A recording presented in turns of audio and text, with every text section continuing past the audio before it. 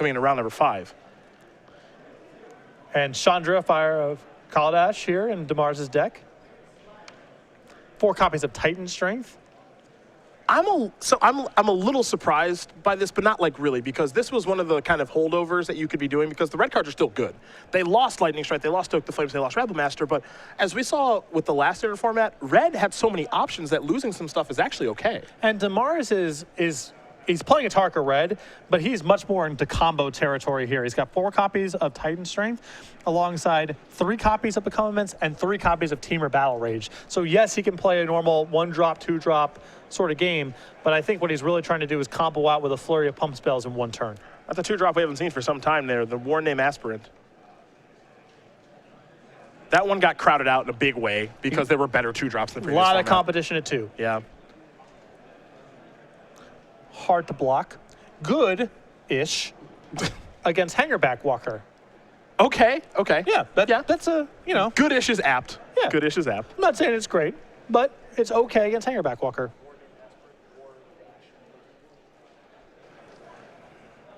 Demars going to sacrifice the Wooded Foothills. I'll get a basic mountain out of the deck. Boom. Good-ish. Yeah. Good-ish. Just, you got to fill out your curve somehow. Hangerback Walker is going to be one of the most common blockers you play against. If you can find threats that give you a little bit more game against Hangerback Walker, sure. But just be some other interchangeables who drop otherwise. There's Wild Slash to take care of that. The follow-up is a Lightning Berserker, and here comes Zergo. Demars mostly known for his vintage gameplay. That said, a former Grand Prix champion at Grand Prix Boston Worcester back in 2012. Has been loving Affinity in Modern, and it looks like he's liking to beat down here in Standard. He's 4-0 and off to a pretty good start this game. Now, Paynter, he is playing a Tarka Red, and there's that Deadly Forest. You have 1 copy in the list here, 8 mountains, 2 Cinder Glades, 10 fetch lands. Yeah, that stinky forest is here again. Here's an Abbot. And Demars with the stinky forest. Brutal. Yep. Here come the beatdowns. Can't even pump on the Lightning Berserker. Well, there's a timely copy of Wooded Foothills. Demars could have hedged around that scenario by playing the land first and tapping the mountain in the forest, but of course, then if the Abbot reveals a land, he can't put it into play. Yeah. So Demars picking the high percentage play, but got punished for it. Able to search for the Cinder Glade, because 2 basics on the battlefield there for Paynter. Considering a Chandra, will cast it, pass the turn back. Chandra always felt like a pretty powerful card, but was just kind of crowded out by Rabble Master. A lot of quality 3s, Hordeling Outburst. Yeah. Just another attempt at Abbot perhaps here for Demars.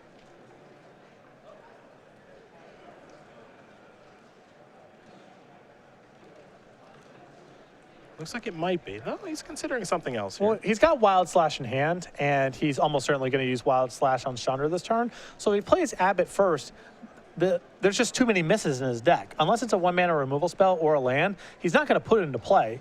He's not going to allow Paynter here to untap with Chandra. So he may be better served using his mana some other way this turn if he can use it productively, and then trying to Abbot the following turn. Let's see what that top card is. Copy of Titan Strength. This is kind of the problem you talk about now, where you kind of want to cast Titan Strength, but you kind of just want to cast Wild Slash. So now the Titan Strength that he did reveal to Abbot's going to be useless, for lack of a better term. He'll get a healthy amount of damage, but Titan Strength's gone for good.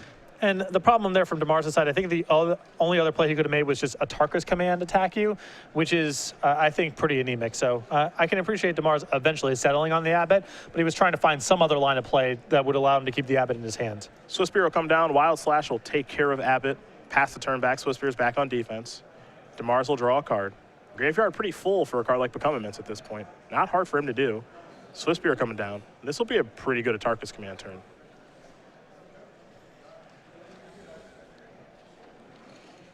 Tarka's Command is that card. This is One of the best. Yeah, it's no joke. It's one of the best cards. Really good right now. Especially, you know, the sweepers. Cards like Drown in Sorrow, for example, they're no longer here. Yep. The sweepers are pretty red focused now. You got Seismic Rupture, you got Radiant Flames, yeah, stuff like that. I mean, this is too big of a hit for Paynter to take. He's just going to see the game. So Brian Demars is going to win game number 1 here over Devon Paynter. A Tarka Red Mirror right now goes to the player on the right. currently up a game. So we'll take a look at the sideboards here, and we will start with Devon. And he's got a Chandra, another one on the board to go along with the copies in the main deck, 2 Arc Lightnings, 2 Dragon Fodders, 2 Fiery Impulse, 3 Scab Clan Berserker, and Outpost Siege, and then this is actually a good one on the board, 4 Hangerback Walkers. I think you can bring in the 4 copy. It just become a slower, more controlling deck here. Very common in red mirror matches. So you want late game trumps and more removal spells. I think the 2 copies of Arc Lighting, the 2 copies of Dragon Fodder, the 2 copies of Fiery Impulse, the Outpost Siege, and the 4 copies of Hangerback Walker all facilitate that sort of game plan. Other side of things, what do we have for Mr. Demars? 4 Hangerback Walker, 2 Thunderbreak Regent, 2 Rose, 3 Arc Lightning, 2 Fiery Impulse, 2 Goblin Heel Cutter. Big fan of Arc Lightning, Thunderbreak Regent, and Hangerback Walker in this matchup. Fiery Impulse can come in as well. So it's much the same deal. I think these players are going to be cutting a lot of their, Zurgo and Lightning Berserker kind of threats, the stuff that just dies or trades, and become more focused on removal to keep their head above water early on in the game, and then play towards something big later on. For Devon, it's Outpost Siege, and for Brian, it's Thunderbreak Regent. Well, both these players will shuffle up and get ready for a little bit more of the Atarka Red Mirror. But in the meantime, we will talk about Grand Prix Atlanta.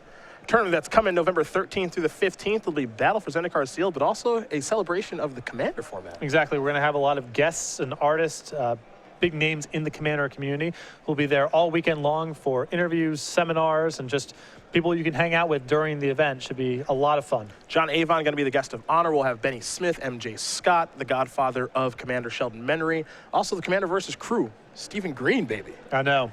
If you have not met Stephen Green in person, I suggest coming to Atlanta. Ben Blyweiss, I think, said it best. He said, if you want to meet a real American, right, go meet Stephen Green.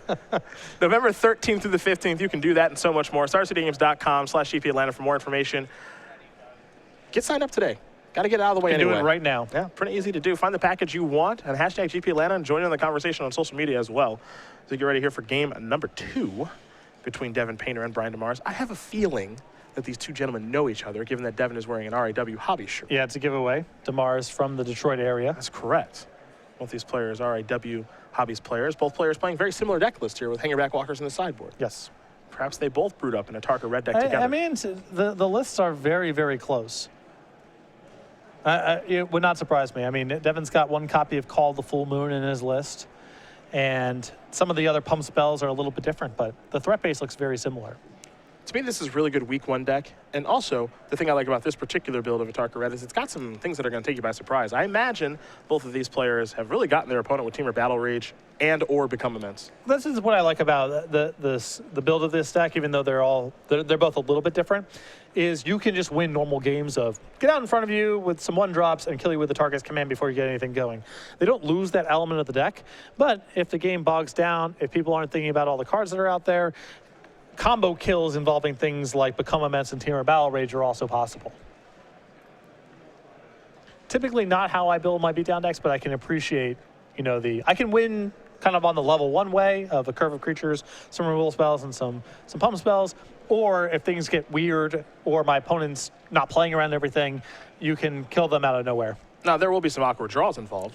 Yes. I mean, there's 22 spells in this deck, 4 of which are removal. So in Demars' list I'm looking at here. So, excuse me, there's 4 of them are Dragon Fighters. So you have 14 pump spells on the list. 14's a lot. Yep. And the cost you pay is there's going to be some games where you have 1 or 2 threats in your hand, they get killed, and your hand's all pump spells.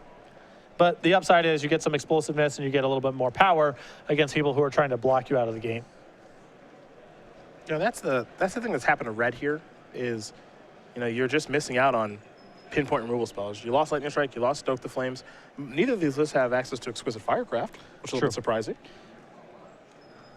Well, I mean, week 1, I think Exquisite Firecraft is a little incongruous with what this deck is going on with. It needs a critical mass of creatures, and then it's really in the market for pump spells. Okay.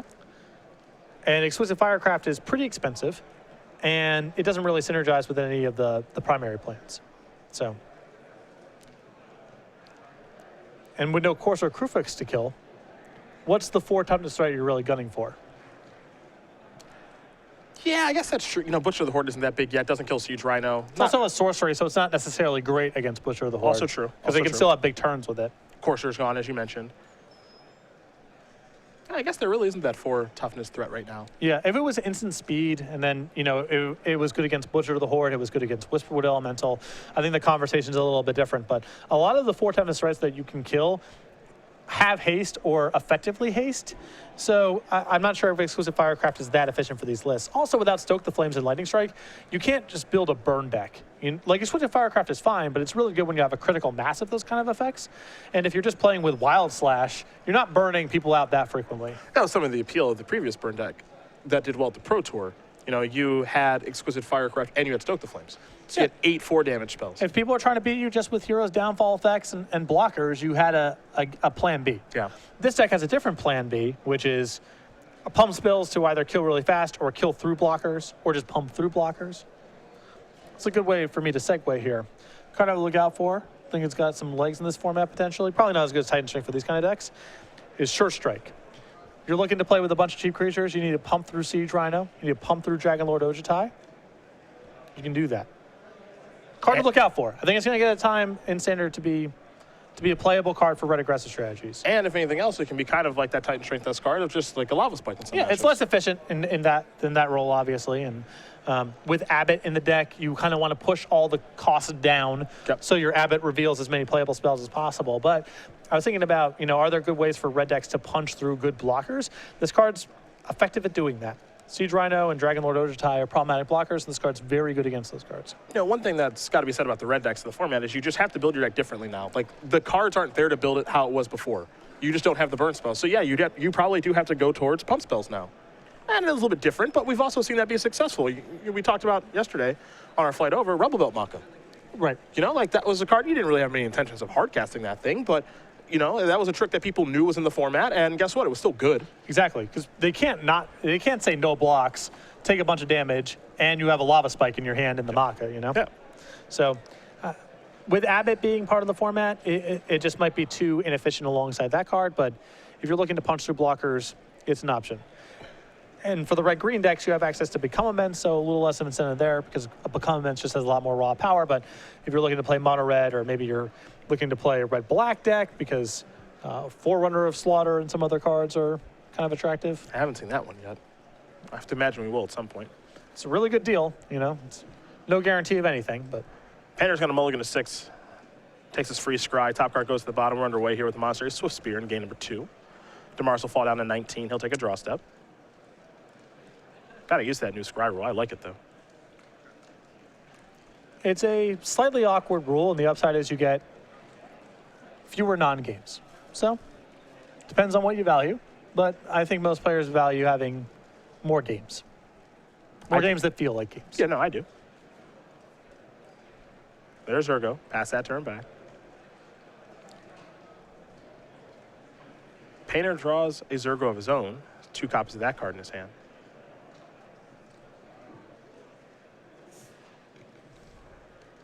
Might be casting a Wild Slash here. He's going to go with the Zurgo instead. Pass the turn back. Surprised to see him lead off with Swift Spear this game as opposed to Zurgo. Well, I think that I believe he scried to the top, if I'm not mistaken. He scried top card to the bottom. Oh, top to the bottom, Yeah. and then drew, okay. And then drew Zurgo for the turn.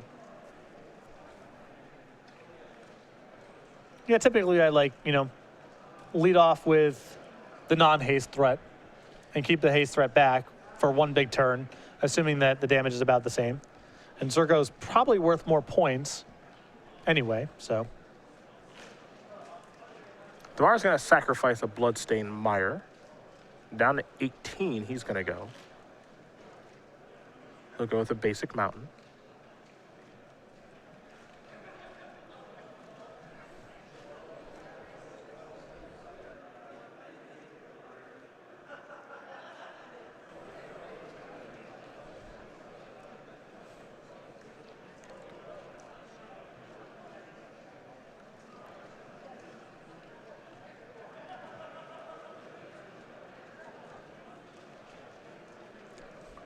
Demars always very careful about sequencing. Yep. Kind of the vintage roots, I have to imagine. Don't want to get anything wrong in that format. No, it's not a lot of margin for error. There's Hangerback Walker. That's from the sideboard. I'll get a counter. Now Zurgo going to come into the red zone. 18 all as we head back Painter's way. See if he can find that second land. He did. It's a copy of Windswept Heath. The problem is that his hand is really saturated with red cards. I don't think he can really afford to fetch a forest in this spot. I think he's just got to get a Cinderglade into play tapped. Even if he can only play one spell this turn, it just frees him up to play several spells a turn going forward. Yeah, it's kind of that push-pull with the Battlelands. Yeah. You know, it's not going to enter the battlefield untapped, but you know what? I need the red and the green mana. A forest does nothing for Painter's hand. Yeah. There's Wild Slash. You know, take care of the Hangerback Walker before it starts to grow out of control. A little bit more extra damage dealt because of the Prowess trigger. And now he's just going to pass the turn back. Demars with a Thopter and a Zergo. Dragon Fodder in hand. He'll take a draw step.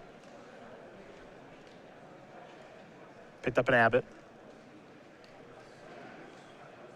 There's a Foothills, so sacrifice that immediately.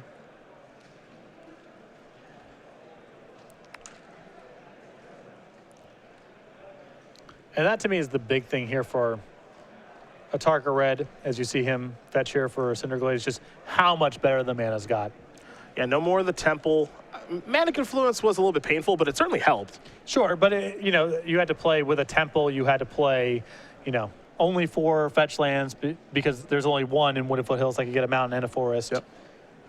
Now I'm not even sure, to be honest with you, that a forest is entirely necessary. You might be able to get away. It's a little bit risky, but you could conceivably build this deck with nothing but red lands. Demar's going to play a Monastery Swiftspear. Dragon Fodder will bring 2 goblins to the battlefield. And here are the attacks.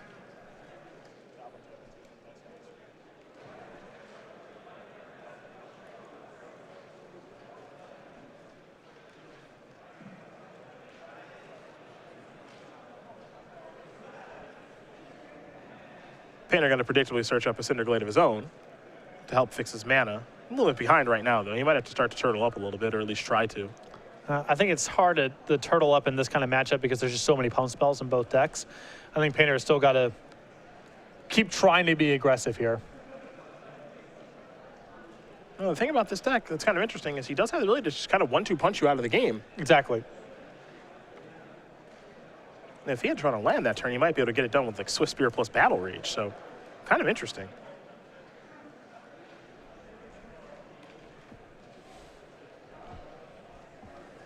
And Zergo and Swifty are going to come in. Here's a Tarka's command. So Tarka's command in this spot in this spot is worth 6 points, 7, 8, 9. So Demars survives this. I guess the hope here, if you're Devon, is you hope not to die. But it looks like this happened before blocks this Atarka's command. So, all right. So it's only worth 3. yeah, it's not worth very much now.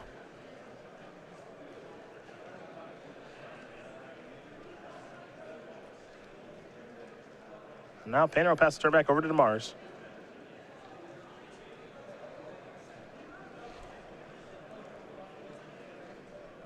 Mountain the draw here for Brian. Looks like he's going to start off with Abbott. That's going to trigger. That'll bring a mountain.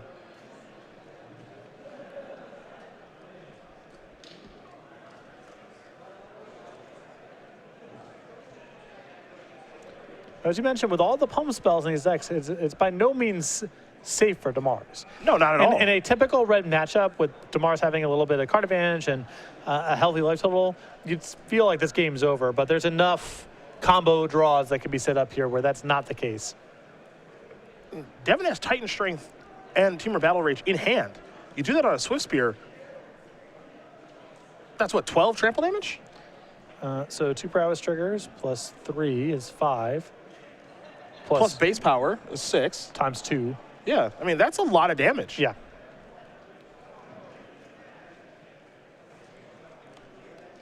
Very nice to do it with in the upkeep with Titan Strength too, because you get a scry for your trouble. Which I will see if Devon wants to do it that way. I would hope. Looks like he's just going to draw a card. Picked up another copy of Titan Strength.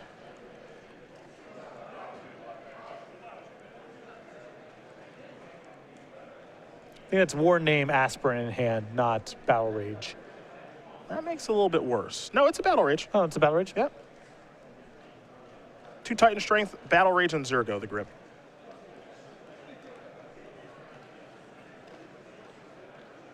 Here come the attackers again.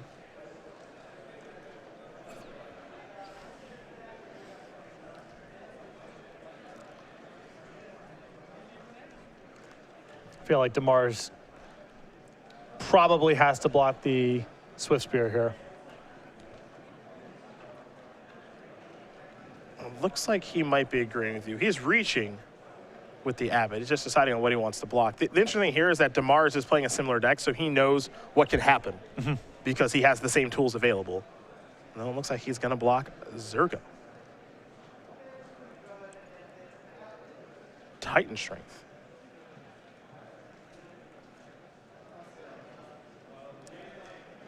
I mean, this only sends Demars down to 1. Yeah, it's not lethal.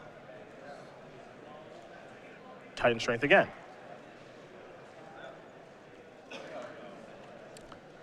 I think Demars may have him covered on the way back, because I think Demars has a Titan Strength in his own hand.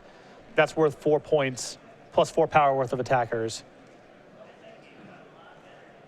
So a solid block here from Demars as he got Devon to empty out the hand here and not die. Yeah, he's not dead. He's as close to dead as can be, but he's not dead.